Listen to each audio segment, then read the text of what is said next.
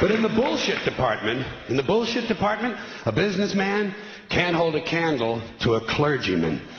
Because I got to tell you the truth, folks. I got to tell you the truth. When it comes to bullshit, big time, major league bullshit, you have to stand in awe.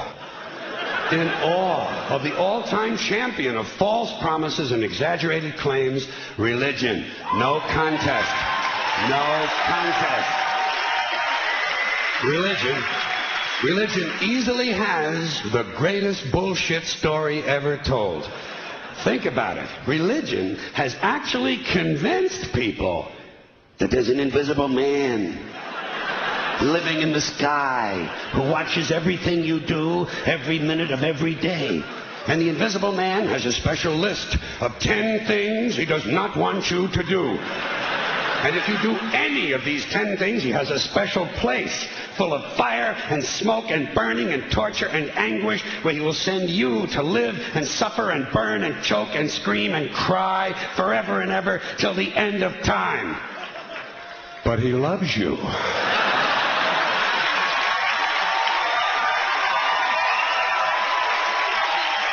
He loves you. He loves you and he needs money. He always needs money. He's all powerful, all perfect, all knowing, and all wise. Somehow just can't handle money. Religion takes in billions of dollars. They pay no taxes, and they always need a little more. Now, you talk about a good bullshit story. Holy shit.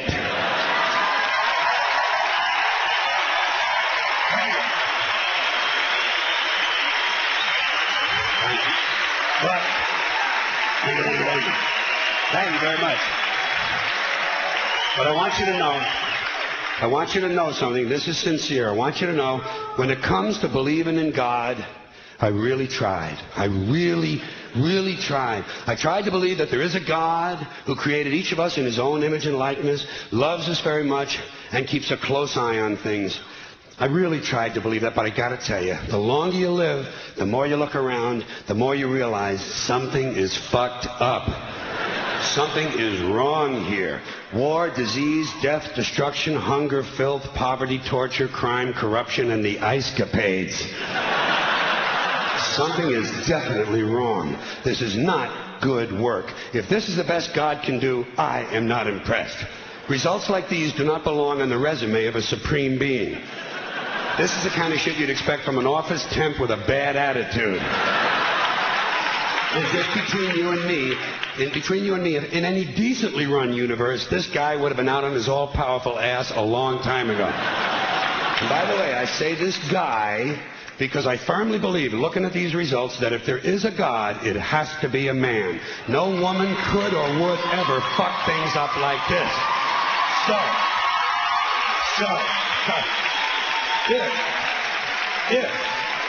If there is a God, I think most reasonable people might agree that he's at least incompetent and maybe, just maybe, doesn't give a shit.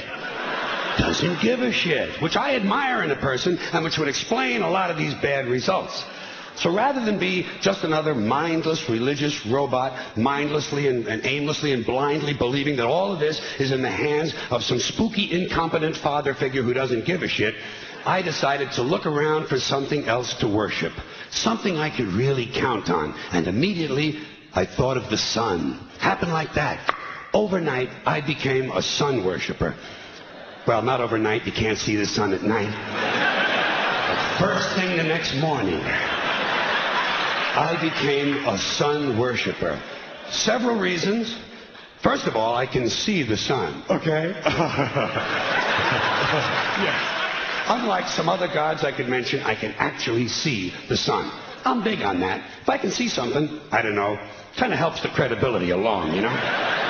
So every day I can see the sun as it gives me everything I need. Heat, light, food, flowers in the park, reflections on the lake, an occasional skin cancer, but hey, at least there are no crucifixions, and we're not setting people on fire simply because they don't agree with us. Sun worship is fairly simple. There's no mystery, no miracles, no pageantry. No one asks for money. There are no songs to learn. And we don't have a special building where we all gather once a week to compare clothing. And the best thing about the sun, it never tells me I'm unworthy. Doesn't tell me I'm a bad person who needs to be saved. Hasn't said an unkind word. Treats me fine. So I worship the sun. But I don't pray to the sun. Know why? I wouldn't presume on our friendship. It's not polite. I've often thought people treat God rather rudely, don't you? Asking trillions and trillions of prayers every day, asking and pleading and begging for favors. Do this, give me that, I need a new car, I want a better job. And most of this praying takes place on Sunday, his day off. It's not nice, and it's no way to treat a friend. But people do pray, and they pray for a lot of different things. You know, your sister needs an operation on her crotch. Your brother was arrested for defecating in a mall. But most of all, you'd really like to fuck that hot little redhead down at the convenience store. You know, the one with the eye patch and the club foot. Huh? Can you pray for that?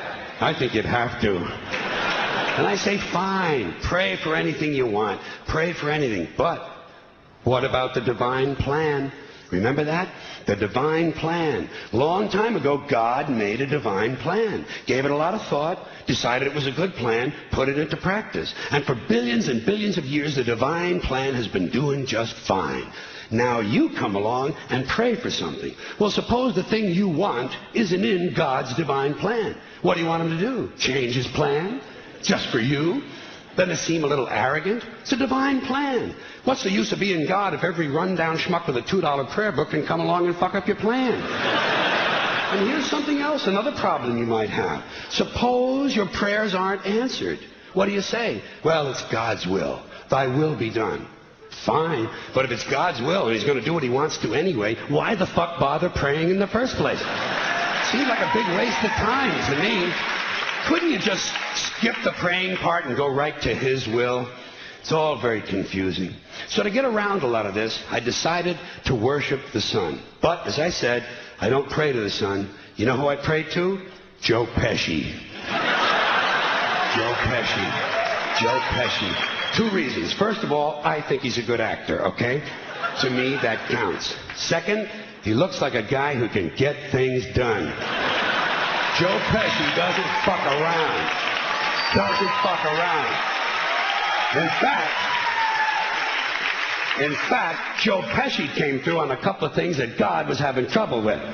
For years, I asked God to do something about my noisy neighbor with the barking dog. Joe Pesci straightened that cocksucker out with one visit. It's amazing what you can accomplish with a simple baseball bat. So I've been praying to Joe for about a year now.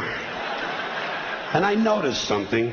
I noticed that all the prayers I used to offer to God and all the prayers I now offer to Joe Pesci are being answered at about the same 50% rate. Half the time I get what I want, half the time I don't. Same as God, 50-50.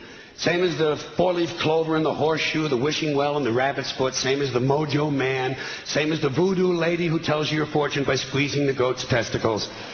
It's all the same, 50-50. So just pick your superstition, sit back, make a wish, and enjoy yourself.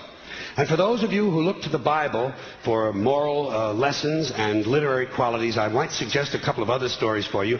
You might want to look at The Three Little Pigs. That's a good one. Has a nice, happy ending. I'm sure you'll like that. Then there's Little Red Riding Hood, although it does have that X-rated part where the big bad wolf actually eats the grandmother, which I didn't care for, by the way. And finally, I've often always drawn a great deal of moral comfort from Humpty Dumpty. The part I like the best, all the king's horses and all the king's men couldn't put Humpty Dumpty back together again. That's because there is no Humpty Dumpty and there is no God.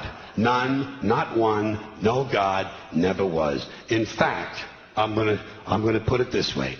If there is a God, may he strike this audience dead. See, nothing happened. Nothing happened. Everybody's okay. All right? Tell you what. I'll raise the stakes. I'll raise the stakes a little bit. If there is a God, may he strike me dead. See? Nothing happened. Oh, wait. Got a little cramp in my leg. And my balls hurt. Plus, I'm blind. I'm blind. Oh, now I'm okay again. Must have been Joe Pesci, huh? God bless Joe Pesci. Thank you all very much. Joe bless you. Thank you very much.